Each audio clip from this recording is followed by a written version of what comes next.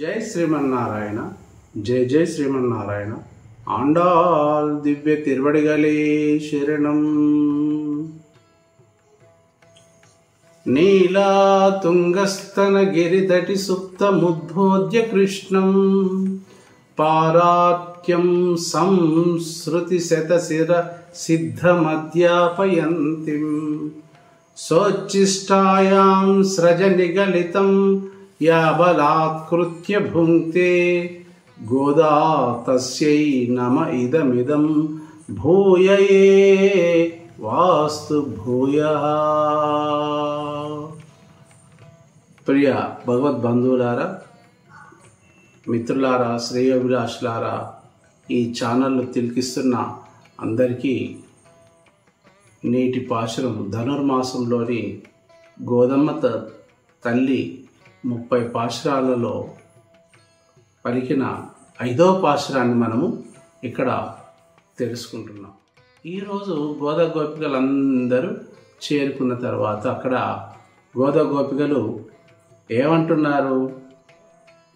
ఈ ఉంటారు కదా, 10 మంది గోపికలు ఉన్నప్పుడు ఒక 1000 మంది గోపికలు అందరినీ పిలుచుకొని వచ్చి మనం వ్రతంకి పోదాం, వ్రతం చేద్దాం అనేసరికి అందులో కొందరు ఉంటారు, ఈ వ్రతం సఫలమవుతుందా, విఘ్నమవుతుందా, మరి మధ్యలో ఆగిపోతే ఎలా, ఇట్లాంటి అన్ని క్వశ్చన్స్ వేస్తుంటారు. అందుకు ఆండాల్ తల్లి ధైర్యంగా ఈరోజు మనం చెప్పుకునే పాశురాన్ని కనుక మనం అనుసంధానించుకుంటే ఇక నుండి మనకు ఈ వ్రతంలో ఎలాంటి ఆటంకాలు, ఇబ్బందులు, ఏ అలసట కూడా రాదు అని చెప్పేసి ఈ పాశురాన్ని మనకు విన్నవిస్తుంది తల్లి గోదాదేవి.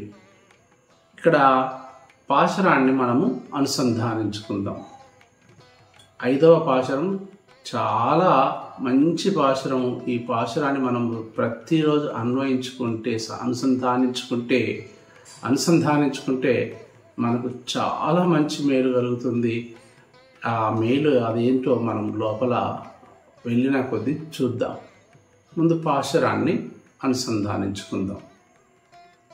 మాయనే మన్ను వడ మధురై మైందனை தூய பெருநீர் யமுனை துறவனை ஆயர் குலத்தினில் தோன்றும் மணி விளக்கே தாயக் குடல் விளக்கம் செய்தந்தாமோதரனை தூயோமாய் வந்து நாம் தூமலரத் தோவித்தொஜது வாயினால் பாடி மனத்தினால் சிந்திக்க போய பிழையாய் புகதர்வ நின்ற நவும் తీయనిల్ తూసాగుం చెప్పే ఏ లోరెంబావాయ్.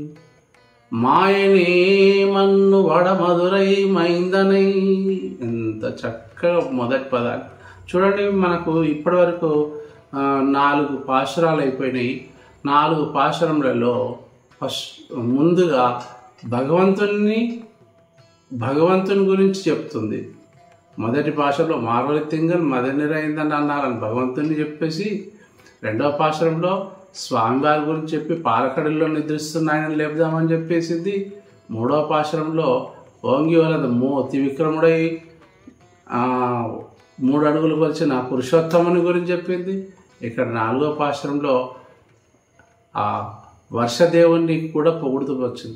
తర్వాత మెల్లిగా డెప్త్గా లోపలికి దిగుతూ ఆ పాశురము అనుసంధానిస్తుంది.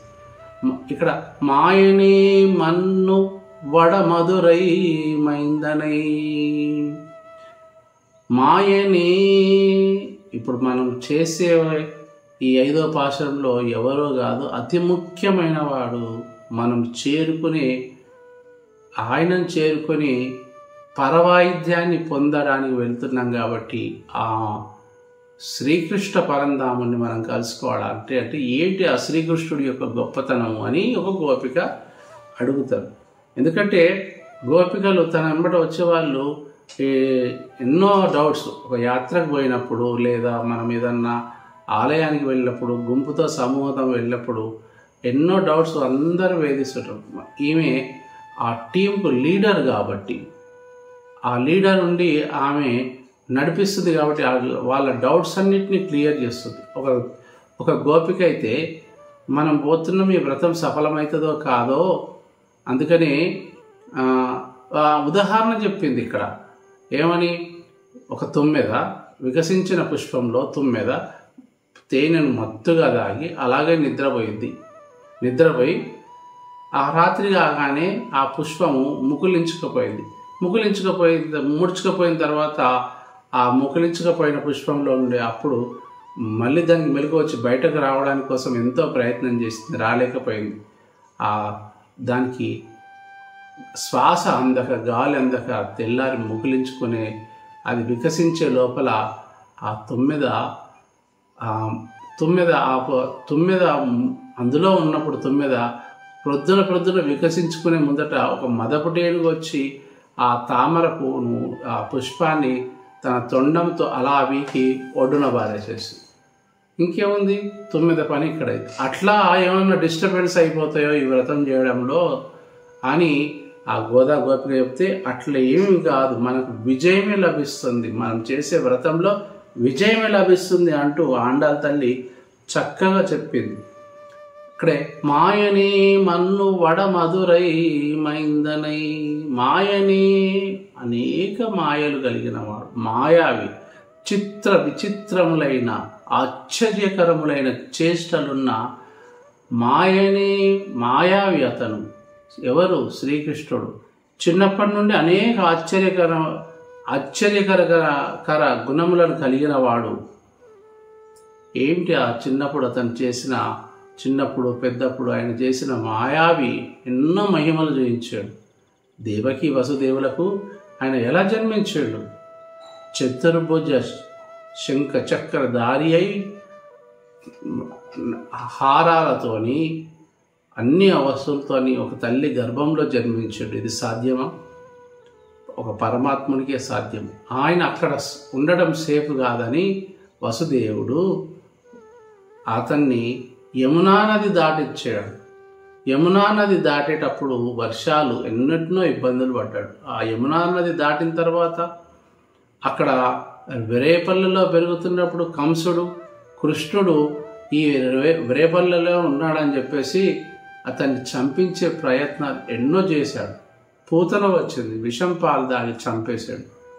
బకాసురుడు వచ్చి కొంగ రూపంలో నోటిని చీల్చి పారేశాడు.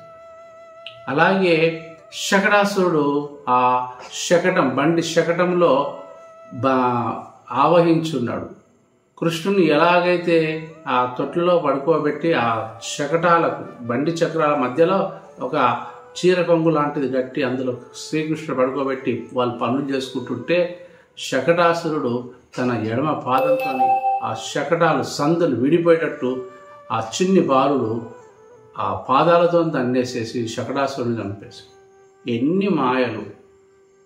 ఇంకా చిలిపి చేష్టలు కూడా చేసాడు. ఈ ఇంట్లో పెరుగును ఆ ఇంట్లో పాలును ఆ ఇంట్లో ఒక గ్యాంగ్ను ఏర్పాటు చేసుకొని అల్లరి పిల్లవాడని చెప్పేసి అన్ని కాంప్లైంట్లు అని చెప్పేసి అందరు గోపికలు, ఆ రేపల్లిలో ఉన్న గోపికలు, ఏమమ్మా నీ కొడుకు ఇట్లాంటి పనులు చేస్తున్నాడు చూడని కంప్లైంట్స్ తీసుకొని వస్తే పాపం తల్లి అలా వెనక్కి పెట్టుకొని మా అబ్బాయి ఎటు పోలేదండి, ఇంట్లోనే ఉన్నాడు, ఇక్కడే ఉన్నాడు అని చెప్పేసి తల్లి కొడుకును కవర్ చేసుకుంది. చేసినావా, అట్లాంటి తప్పు చేసినావా అని చెవులులిమింది. ఒక సందర్భంలో బలరాముడు బయట మన్ను తింటుంటే బలరాముడు పోయి అమ్మా మన్ను తింటున్నాడు అమ్మా అంటే ఏది తీసుకురా అని చెప్పేసి చూసి నోరు తెరువు అంటే ఆ నోరు తెరిచినప్పుడు 14 భువన భాండములు ఆ అమ్మవారికి యశోదమ్మకు చూపించాడు.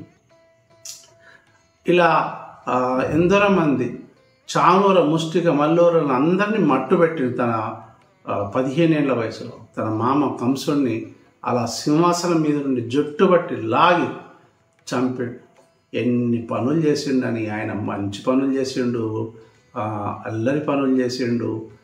అందరికీ అంటే ఆయన చేసిన మాయలు విచిత్రాలు ఆశ్చర్యకరమైన మాయనే మన్ను వడ మధురై, ఆయన ఎక్కడో ఉంటాడు మధురా నగరంలో. ఈ తమిళనాడులోని మధురై కాదు, ఉత్తర భారతదేశంలో మధుర అనే నగరంలో రాజుగా ఉన్నాడు. అనేక గుణగలములు మధురా నగరానికి రాదు. మాయనే మన్ను వడ మధురై మైందనై తూయ పెరునీర్ యమునై తురవనై. పెరిగింది యమునా నది తీరం వెంబట. ఆ యమునా నది దాటుకుంటూ రేపల్లెలో పెరిగాడు. భద్రత కోసం రేపల్లెలో పెరిగాడు. కాబట్టి యమునా నది తీరం. ఈ యమున అంటే ఎవరు?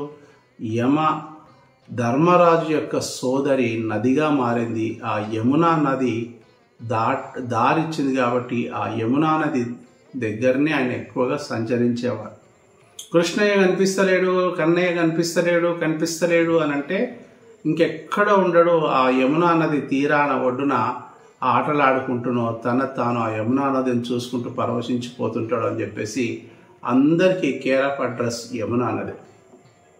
యమునా నది తీర విహారీ యమునా నది. ఎవరు వెళ్ళినా కానీ తన గోపికలు వచ్చినా బృందం వచ్చినా ఆయనతో ఆటలాడిన యమునా నది దగ్గరనే ఉండేవాడు.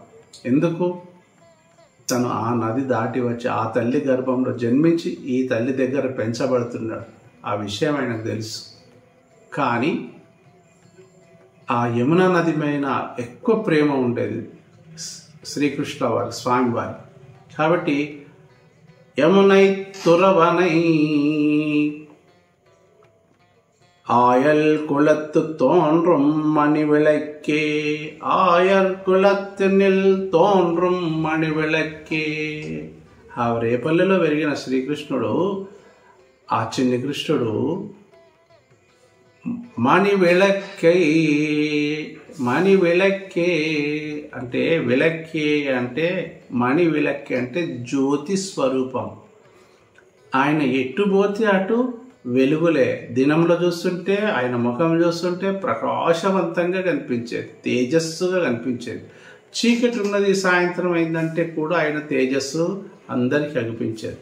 కాబట్టి వాళ్ళ ఇళ్లలో దీపాలు అవసరం లేకుండా చూసుకున్న మణి విளక్కులాగా మెరిసిపోయాడు గోకులంలో రేపల్లెలో. మణి విளக்கே గోకులంలో వెలిగించలేని అవసరం లేని దీపం లాంటి వాడు మన శ్రీకృష్ణ పరంధాముడు. தாயக்குடல் விளக்கம் செய்தான் தாமோதரனை. தாయக்குడల్ విளக்கம். యశోద తల్లి ఇతని అల్లర్లకు ఆగలేక పట్టరాని కోపంతో పిల్లవాడు కదా, చిన్నోడు కదా అని చెప్పేసి కొన్నిసార్లు తను బాధపడి కొడితే పిల్లవాడు ఏమనుకుంటాడో బాధపడతాడో అని ఆయన కోపంతో ఇంకా ఏం లేదు, కొందరు చిన్నపిల్లలు ఉంటారు, అక్కడికి వెళ్ళొద్దు అనంటే వెళ్ళే చూపిస్తారు. అది పగిలిపోతుంది అటు వెళ్ళకొట్టే దాన్ని పగలగొట్టే చూపిస్తారు. అదొక ఆనందం బలం. ఈ శ్రీకృష్ణుడు చిన్నప్పుడు బాల్యంలో పోతన భాగవతంలోని శ్రీకృష్ణ లీలలు అనే పద్యాలను మనం పఠించినట్టయితే శ్రీకృష్ణ లీలల ఘట్టాన్ని, శ్రీకృష్ణుడు చేసిన లీలలు అమోఘము, అద్భుతం. బాలులకు బాలు లేవంతని బాలింతలు మొరలు పెట్టుకు అంటే ఒక తల్లి పాలిస్తుంటే ఆ పిల్లవాడిని లాగేసి ఈయన పాలు తాగేవాడు.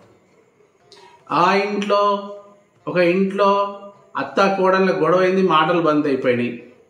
మాటలు బంద్ కాగానే ఈయన ఆ ఇంట్లో వెళ్ళి వెన్న తినేసి వెళ్తూ ఆ ఎంగిల్ చేతిని ఆ ఇంట్లో అలిగి పడుకున్న కోడలి మూతికి రాసేసి వెళ్ళిపోయేవాడు.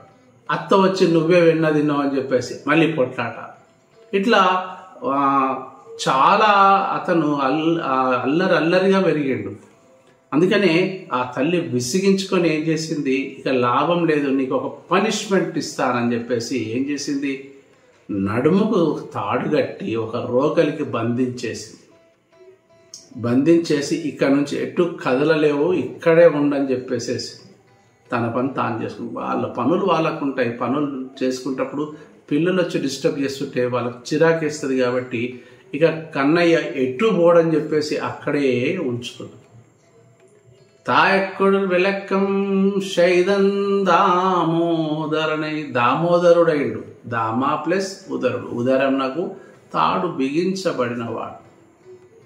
మరి తన స్వరూపాన్ని చూపించాడు కదా. 2 చెట్ల మధ్య నుండి ఆ రోకల్ని అలా నెట్టుకుంటూ పాకుతూ అలా నెట్టుకుంటూ దామోదరుడు అలా ముందుకు వెళ్ళాడు కాబట్టి ఆయనకు దామోదరుడు అని పేరు వచ్చింది. ఈ నందుడికి ఈ యశోద తల్లికి రోజు కన్ఫ్యూజనే. ఎవరు ఎప్పుడు వస్తారో, ఎవరు ఏ రూపంలో వస్తారో, ఎవరు ఏం చేస్తారో, ఆయనను కాపాడుకోవడం ఎలా అనే ఆలోచన ఉంటే పరంధాముడు నల్లనయ్య తనను తాను కాపాడుకుంటూ వచ్చిన శత్రువులకు ఎలా బుద్ధి గుణపాఠం తన మాయల రూపంలో చేస్తారు. ఇప్పుడు చెప్పండి, ఏ శిశువు అయినా కానీ అలా తన్నగానే ఎవరైనా పడిపోతారా?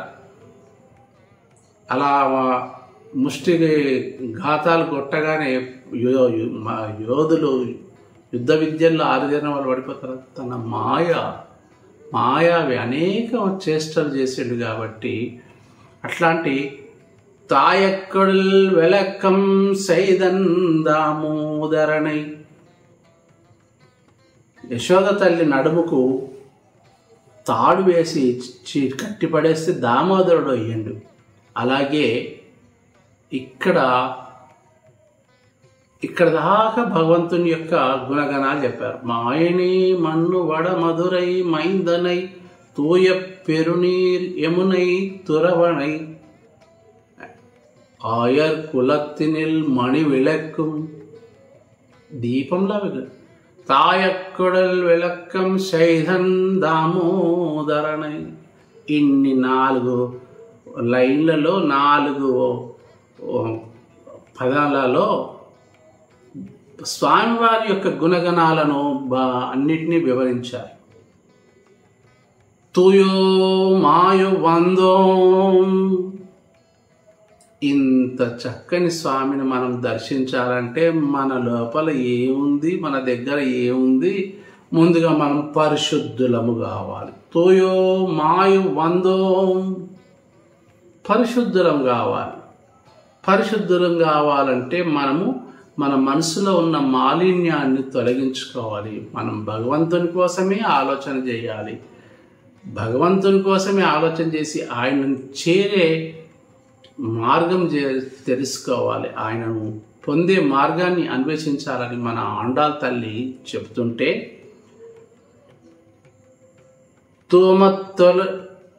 తోయో మాయ వందునాం తోమల తోవిత్తొజుదు తోవిత్తొజుదు తూమలర్ తోవిత్తొజుదు.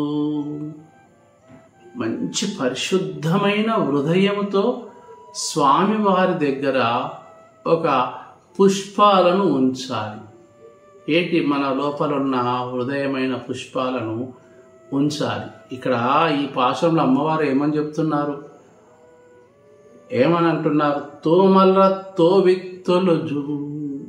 ఆ హృదయమైన పుష్పాన్ని స్వామివారికి ఇలా విసిరేస్తే సరిపోతుందట. చాలా పరవశించిపోతాడట.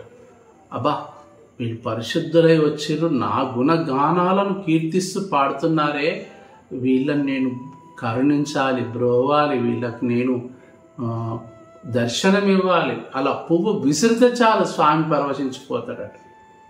ఒక పువ్వు, ఒక పుష్పం అలా విసిరితే, రువ్విన సుమములను రువ్వితే, సుమములంటే మంచి వాసన గల పుష్పాలను, మేము పరిశుద్ధులై వచ్చినాం, ఇదిగో నీ పాదాల దగ్గర పువ్వు పెడుతున్నామని అందకున్న ఇలా రువ్వితే, అలా వేస్తే స్వామివారు ఎంతో సంతోషిస్తాడట.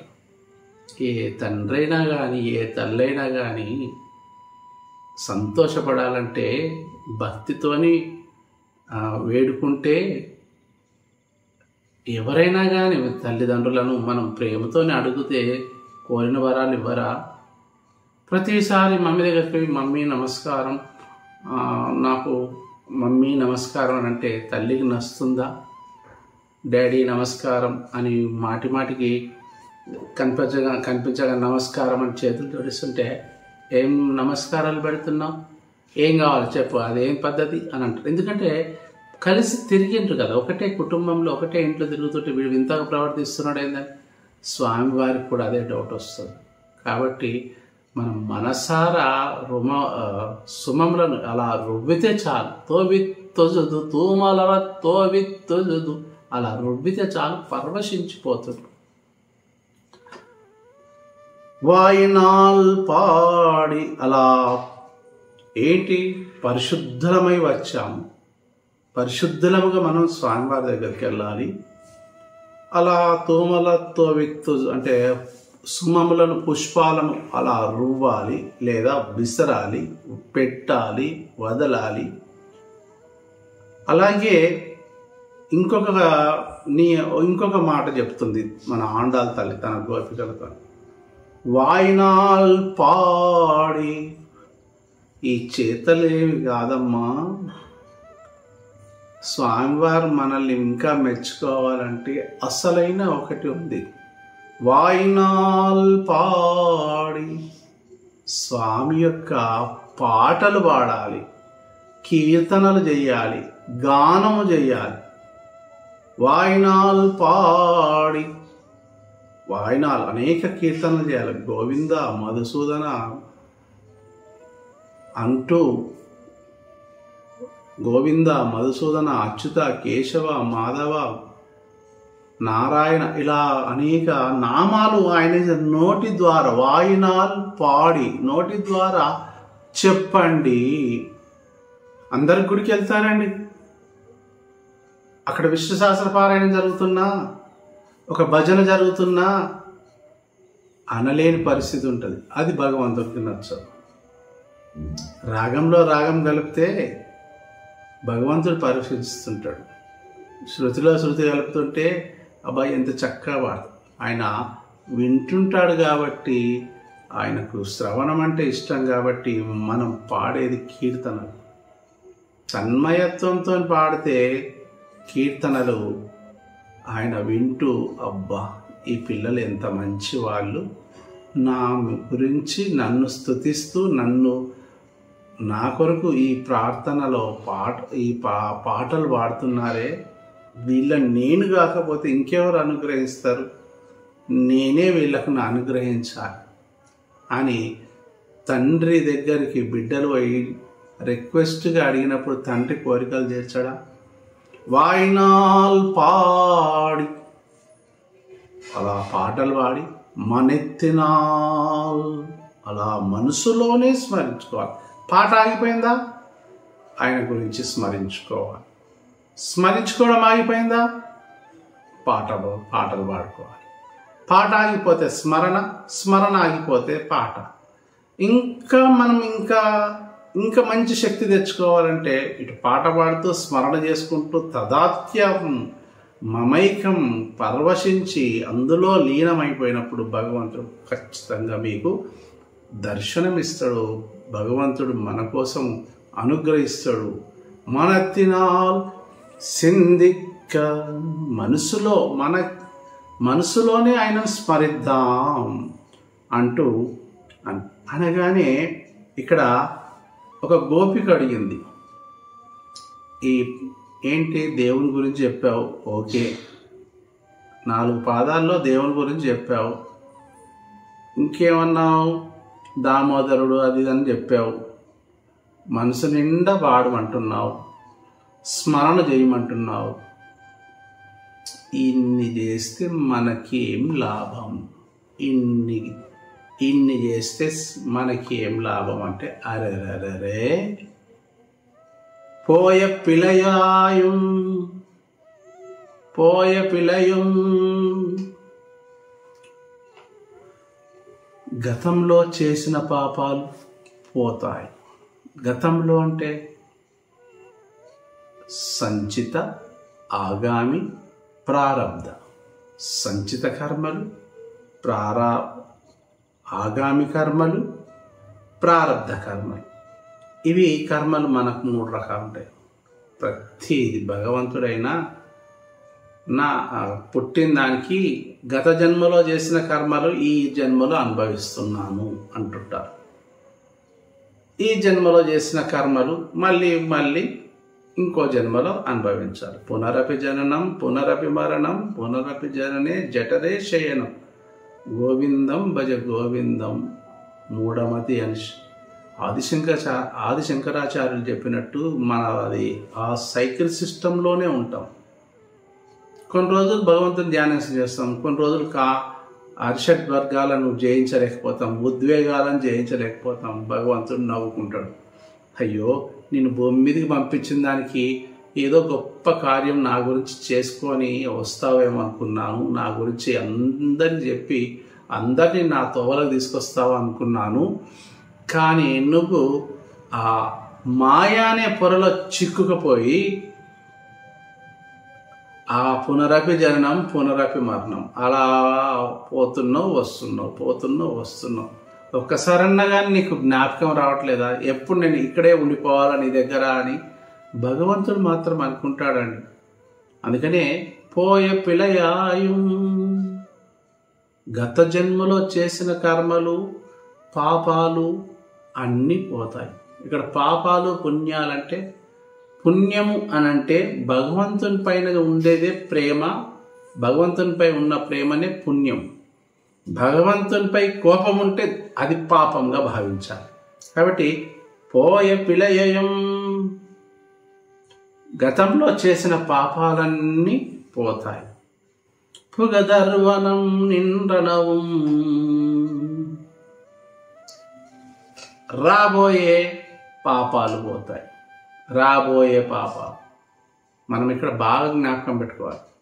సంచిత, ఆగామి, ప్రారబ్ధ కర్మలు ఇవి మన వెంబడ ఎప్పుడూ ఉంటాయి. కాబట్టి ఈ కర్మలను తొలగించుకోవాలంటే పుగదర్వా నిండ్రనవం, రాబోయే పాపాలు పోతాయి. తీయనిల్ తూసాగుం మనకు అంటనే అంటవు. అంటే ప్రజెంట్, పాస్ట్ టెన్స్, ఫ్యూచర్ ఈ మూడిట్లో చేసిన పాపాలన్నీ మనకు అంటవు. ఎప్పుడు అంటావు? ఈయనను నోరారా కీర్తించి స్మరించి పలికినప్పుడు ఇవి అంటావు. అంటూ చెప్పే తీయనిల్ తూసాగుం చెప్పే ఏ లోరెంబావాయ్ చెప్పే, చెప్పు, అను, స్మరించు. ఆ పాపాలట ఎలా తొలగిపోతాయటంటే అగ్నిలో ఏ వస్తువు వేసినా కానీ కొంచెం సేపు మంట వెలిగి ఆ వస్తువు దహించుకుపోతుండగా మన కళ్ళ నుండి దృశ్యంను చూస్తుంటాం. అదే ఒక కాటన్, ఒక దూదిని తీసుకోండి. దూదిని తీసుకొని ఆ అగ్నిహోత్రంలో నుండి వెలుగుతున్న అగ్నిహోత్రంలో ఆ దూదిని పాడేస్తే క్షణంలో మాయమైపోతుంది. దూది కనపడదు, దూని యొక్క ఆ పొగ కనపడదు, ఆ దూది యొక్క అవశేషం కూడా మిగిలిన కూడా కనపడదు.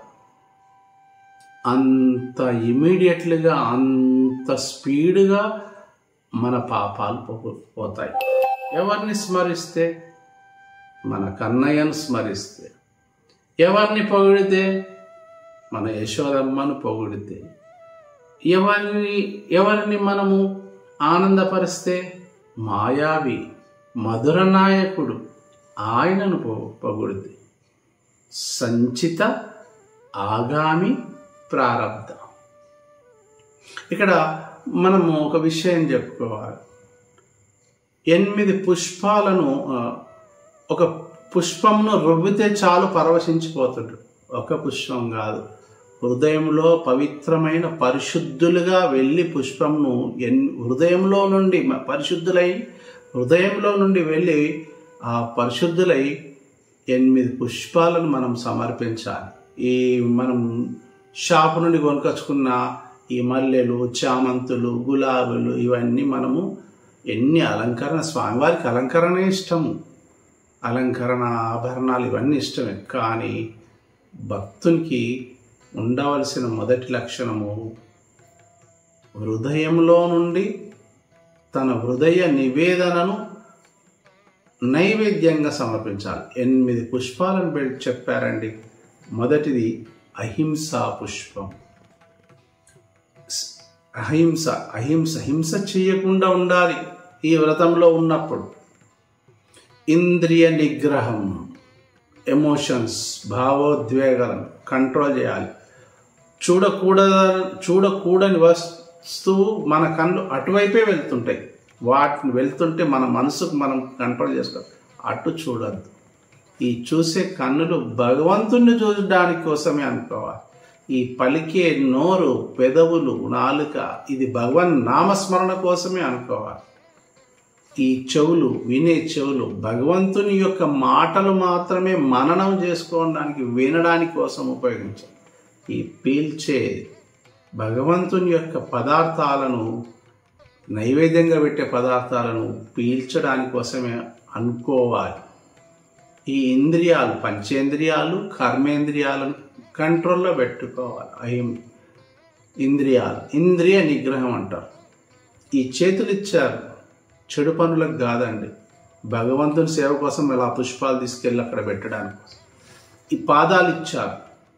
ఈ పాదాలు భగవంతుని ఆలయం దర్శించడానికి, పుణ్యాత్ముల యొక్క దర్శనంకు, మహర్షుల దర్శనం కోసం ఈ పాదాలను మనం వాడుకోవాలి. అలాగే సర్వభూత దయ అనే పుష్పాన్ని సమర్పించాలి. సర్వభూత దయ, అన్ని జీవుల పట్ల మనం దయను ప్రదర్శించాలి. ఒక జీవి పట్ల అసూయ, ఒక జీవి పట్ల ప్రేమ, ఒక జీవి పట్ల కోపము, ఒక జీవి పట్ల ఇవి లేదు.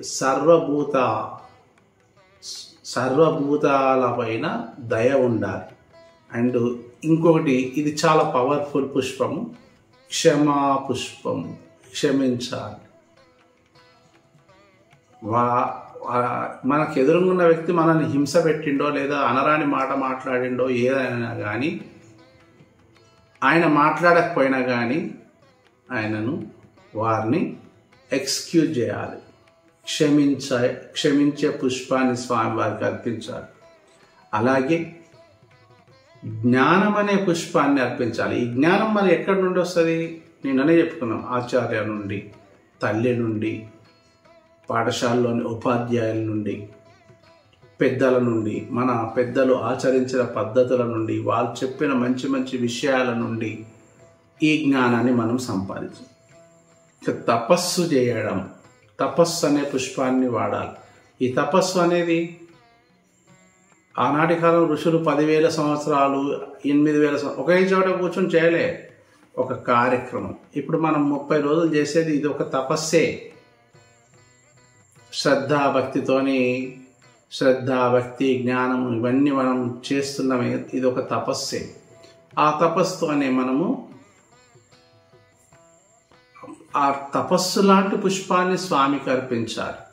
అలాగే ఇంకా ఇది అతి పవర్ఫుల్ పుష్పం అండి, సత్యము. ఈ సత్యం అనే పుష్పాన్ని అర్పించినప్పుడు మనం నాలుకను చాలా జాగ్రత్త పెట్టుకోవాలి. ఒక్క అబద్ధం ఆడితే 100 అబద్ధాలు ఆడాల్సి వస్తుంది. ఒక్క గొప్ప చెప్పుకోనపోతే 10 మందికి తెలిసిపోతుంది. వీటి బట్టి గొప్పలు చెప్పుకునే వ్యక్తే కానీ నిజంగా చేసే వ్యక్తి కాదని దొరికిపోతారు. కాబట్టి రఘురామ వంశంలో, శ్రీరాముడి వంశంలో ఎక్కడ కూడా ఎవరు కూడా అసత్యం ఆడలే. ఇచ్చిన మాట, ఆడిన మాట తప్పలేదు. మీరు చూడండి, రామాయణంలో ఎక్కడైనా కానీ చూడండి. అంటే సత్యాన్ని మనం పలకాలి. ఆ సత్యం అనే పుష్పాన్ని, స్వామి నేను సత్యం అనే పుష్పాన్ని నీకు అర్పిస్తున్నా. ఇక 8వ పుష్పము, ఇది ధ్యానం అనే పుష్పాన్ని అర్పించాలి. ధ్యానం అనే పుష్పాన్ని అర్పిస్తే స్వామివారికి ఈ 8 పుష్పాలు మీరు పెట్టినా పెట్టకున్నా ఆ ఆలయంలో లేదా మీ ఇంట్లో పూజా మందిరంలో, స్వామి ఈరోజు నేను 8 పుష్పాలు నీకు అందజేస్తున్నాను స్వామి, ఈ 8 పుష్పాలు నా హృదయస్ఫూర్తిగా నేను మీకు అందజేస్తున్నాను. మీరు నన్ను కనికరించండి, నన్ను బ్రోవండి, నా కోరికలు తీర్చండి, నా మనసును జయింపజేయండి, నా మనసును అదుపులో పెట్టండి. మనసును అదుపులో పెట్టడం చాలా కష్టం అండి. మనసుని కంట్రోల్ చేసుకోవడం చాలా చాలా కష్టం. కొంచెం అలసత్వం ఇస్తే సోమరిగా మారిపోతాం. కొంచెం యాక్టివ్గా ఉంటే ఉత్సాహంతో ఏ కార్యక్రమైనా చేస్తాం. కాబట్టి ఇక్కడ మాయనే మన్ను వడమదురై అలా కర్మలను ఈరోజు పాశురంలో స్వామి యొక్క వర్ణనను 4 పాదాల్లో చెప్పింది. ఆ తర్వాత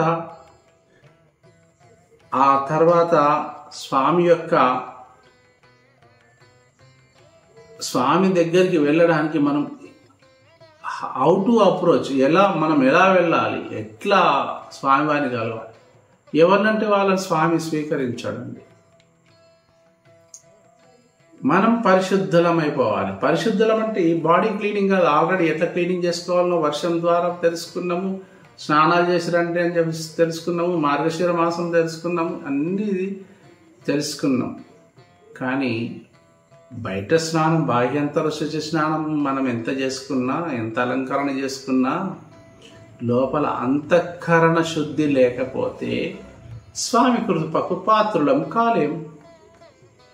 కాబట్టి అంతర్శుద్ధి, మనం పరిశుద్ధులమై వేగాలి, ప్యూరిటీ కావాలి. ఎక్కడ కూడా మన మనసులో కల్మషం లేకుండా ప్యూర్గా స్వామివారి దగ్గరికి వెళ్ళాలి. ఆ స్వామివారి దగ్గరికి వెళ్ళి పరిశుద్ధమైన హృదయంతో పువ్వులను తోమలతో విత్తొజుదు అలా పువ్వులను విసిరాలి. అంటే మీరు మీ పూజ మందిరంలోకి వెళ్ళి పూలను ఇలా విసరకండి, పెట్టండి, సంతోషం. ఎలా ప్రేమతోని హృదయంతోని ఆ పాదాల వద్ద పెట్టాలి. పాదాల వద్ద స్వామివారి పువ్వులు పెడితే ఎంత సంతోషిస్తాడో. కాబట్టి పువ్వులను పెట్టండి, పువ్వులను విసిరిన చాలు చాలా సంతోషిస్తాడు. అలాగే వాయినాలు పాడి ఈ కార్యక్రమాలు అన్నీ చేశారు, ఓకే. మనసారా జై జనార్దన కృష్ణ రాధికాపతి అని ఎన్నో కీర్తనలు, అన్నమయ్య కీర్తనలు, త్యాగరాజ కీర్తనలు, రామదాస్ కీర్తనలు. ఆ కీర్తనలను మనం ఒక్కొక్కసారి మనసు పెట్టి తన్మయత్వంతో వింటే స్వామివారు నిజంగా అన్ని కష్టాలు పడ్డా. చూడండి, తన దశావతారాల్లో స్వామివారు ఎప్పుడు కష్టాలు పడ్డాడు. ఎప్పుడు సోమాసురుడు అనే రాక్షసుని చంపడానికి చేప అవతారంలో, మత్స్య అవతారంలో ఆ చేప కంటే పెద్దగా పెరిగి ఆ చేపను చంపేసి, కూర్మ అవతారంలో చిన్న తాబేలుగా పుట్టి ఆ మందర పర్వతం చిరికేటప్పుడు తను బేస్గా ఆ మందర పర్వతాన్ని కూర్మ అవతారంలో మోసింది. అంటే ఎంత పెద్ద పర్వతాన్ని ఆయన అలా మోయగలిగింది. అదే నరసింహావతారం, మత్స్యావతారం, కూర్మావతారం, వరాహ అవతారంలో తన వాడి అయిన ఆ దంతాలతోని భూమాతను ఎత్తుకపోతే, హిరణ్యాక్షుడు ఎత్తుకపోతే అందులో భూమిలో నుండి దాన్ని తీసుకొచ్చి భూమిపైన యథాస్థానంలో ఉంచగలి. ఎన్ని కష్టాలు పడ్డాడండి భగవంతుడు. ఒకసారి మనం ఆలోచన చేయండి.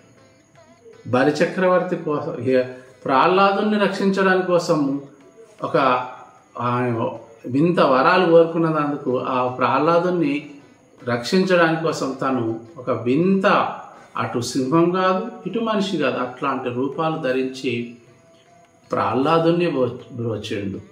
బలిచక్రవర్తి అహం నంచడానికి, తన దాన గుణం యొక్క గొప్పతనాన్ని తెలియజేయడానికి వామనుడై వచ్చాడు. పరశురాముడిగా తన తండ్రిని చంపినందుకు పరశురాముడై ఆయన భార్గవరాముడిగా పేరు పొందింది. అలా త్రేతాయుగంలో శ్రీరామచంద్రుడిగా, ద్వాపర యుగంలో శ్రీకృష్ణుడిగా ఇలా అవతారాలు ఎత్తుకుంటూనే వస్తున్నాడు. ధర్మ సంస్థాపనార్థాయ సంభవామి యుగే యుగే అని మరీ చెప్పుకుంటూ వచ్చిన ఆ స్వామిని ఈ తిరుప్పావై పాశురములలో మనం స్వామిని అలా కీర్తిస్తే తప్పేముంది? కీర్తిద్దాం, పాటలు పాడదాం. ఏమని మాకు పాటలు రావండి? కీర్తనలు రావండి. స్మరణ రాదండి. పదాలు గోవింద, అచ్యుత, ముకుంద, నారాయణ, హరిహరి, ఇన్ని పదాలు వాడుకోవచ్చు. ఇన్ని పదాలు అది ఎలా? పైకి కాదు, అంతఃకరణ శుద్ధిగా హృదయంలో పరిశుద్ధమైన హృదయంతో పలకాలి. నోరారా వాయినాలు పాడి, అలా పాటలు పాడి, వాయినాలు పాడి మనత్తినాలు సిందిక్క, మనసులో స్మరించండి. సిందిక్క మనకు మనసు ఉంది కాబట్టి ఆయనను స్మరిద్దాం. అంటే సర్వావస్థల యందు మన చిత్తం ఏ విధంగా ఉండాలి? తిన్నా, పడుకున్నా, లేచినా, ఇతరులతో మాట్లాడుతున్నా, ఎవరితో ఏది చేసినా కానీ ఏ విధంగా ఉండాలి? కీర్తన, పాటలు లేదా స్మరణ. ఇక ఒంటరిగా ఉంటే ధ్యానం అనే పుష్పాన్ని మనం ధ్యానం ద్వారానే స్వామివారి గురించి ఆలోచన చేస్తూ ఉండాలి. అప్పుడే మనకు స్వామివారి అనుగ్రహం కలుగుతుంది. అంటూ ఆండాళదేవి మనకు గోపికలతో పాటు మనకు గైడెన్స్ ఇస్తుంది. కాబట్టి బంధువులారా, వైష్ణవ బంధువులారా, అందరూ ఈ పాశురాన్ని చదువుకోండి. యమునా నది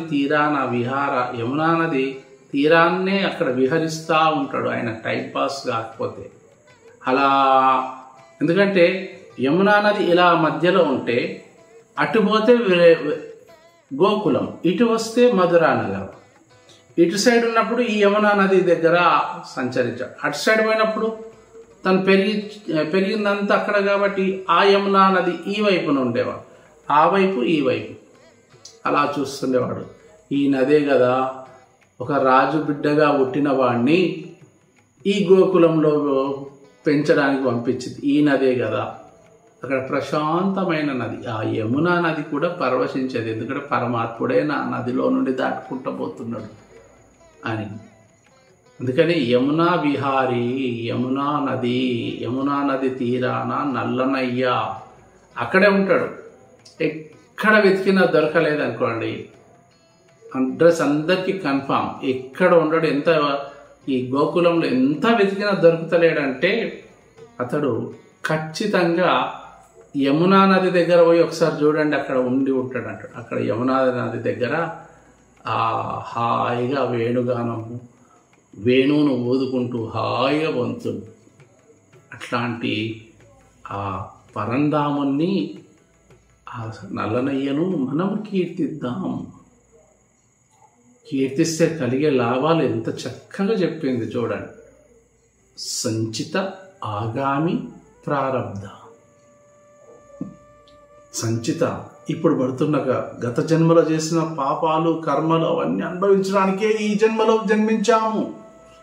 ఈ జన్మలో జన్మిస్తూ ఆ కర్మలను అనుభవిస్తూ ఇంకా మనం కొన్ని ఇతర కర్మలను ఇంకా చేస్తున్నాం.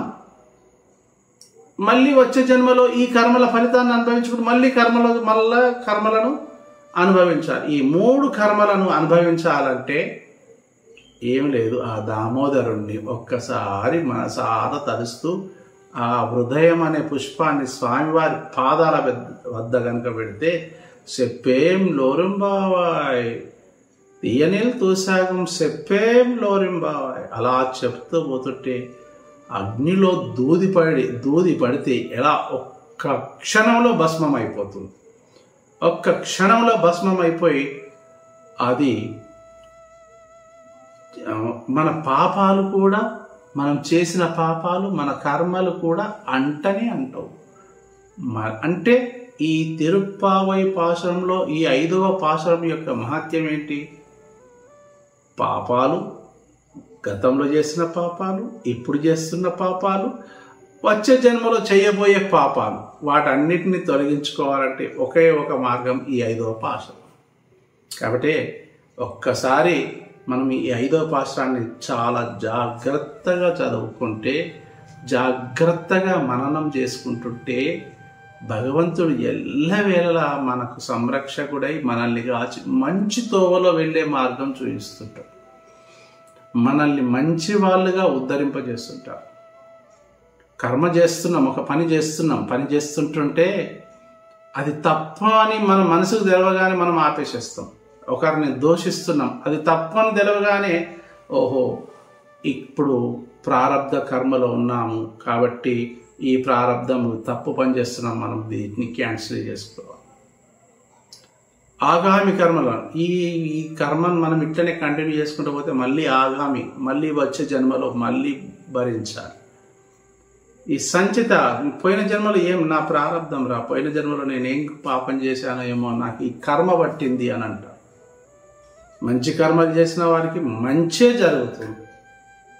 పోయిన జన్మలో నువ్వు ఎంత మంచి పని చేసినావో అందుకనే నీకు ఇంత మంచి ఉన్నత పదవి దొరికింది.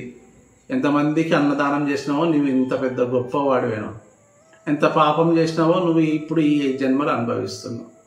మరి ఈ పాపకర్మల్ని మనము తొలగించుకునే మార్గము, సులభమైన మార్గము మన గోధుమ తల్లి చిన్న రూపంలో చెప్పేసింది. ఈ పాశురంను పాడుకుంటే సరిపోతుంది. ఈ 8 పుష్పాలను అలంకరించి స్వామివారి పాదాల దగ్గర పెడితే మనం చేసే పోయిన జన్మలు, ఇప్పుడున్న జన్మలు, వచ్చే జన్మలు పాపాలన్నీ దూది అగ్నిలో పడి ఒక్కసారి భస్మం అయిపోయినట్టుగా మనకు ఈ ఆనంద అనుభవాన్ని కలుగజేస్తుంది. కాబట్టి అమ్మవారికి మనము ఎల్లవేళలా కృతజ్ఞతలను ఉంటూ అమ్మవారి ఆశీస్సులను అందుకుంటూ మాయనే మన్ను వడమదురై మైందనై తూయ పెరునీర్ యమునై తురవనై ஆயர் குலத்தினில் தோன்றும் மணிவிளக்கே தாயக்குடல் விளக்கம் செய்தன் தாமோதரனை தூயோ மாயோ வந்து நாம் தூமலரத் தோவித்துது வாயினால் பாடி மனத்தினால் சிந்திக்கா போய பிழையாயவும் புகதர்வா நின்றனவும் తీయనిల్ తూసాగుం చెప్పే అంటే చెప్పండి అంటూ ఈ పాశురాన్ని, పవిత్రమైన పాశురాన్ని అనుసంధానం చేసుకున్నాం. అమ్మవారు అనుగ్రహించింది. ఈ మిత్రులారా, ఈ పాశురంను ఇది ఒక మంత్రం స్వరూపం, వేదాలకే బీజం లాంటి తిరుప్పావైని మంత్ర స్వరూపంగా దీన్ని ఎవరైతే నిత్యము పఠిస్తుంటారో, ఎప్పుడు దీన్ని అనుసంధానం చేస్తుంటారో ఈ పాశురంకు విజయం కలుగుతుంది. ఎక్కడ పోయినా కానీ, ఎవరి సభలో ఎక్కడైనా కూర్చున్నప్పుడు కానీ, ఎక్కడన్నా మనం ఎవరితోనన్నా మాట్లాడుతున్నప్పుడు ఈ పాశురంను అనుసంధానించుకొని కూర్చుంటే మనకు ఎవరు ఎదురు చెప్పరు, మనకు విజయం కలుగుతుంది. కాబట్టి ఈ పాశురాన్ని మనం అందరము కొనసాగించుకుందాం. అందరికీ ఈ పాశురం యొక్క అనుభవాన్ని తెలియజేసినందుకు స్వామివారి తరపున, అమ్మవారి తరపున మేము కృతజ్ఞతలు తెలియజేసుకుంటున్నాం. ఆండాల్ దివ్య తిరువడిగలే శరణం.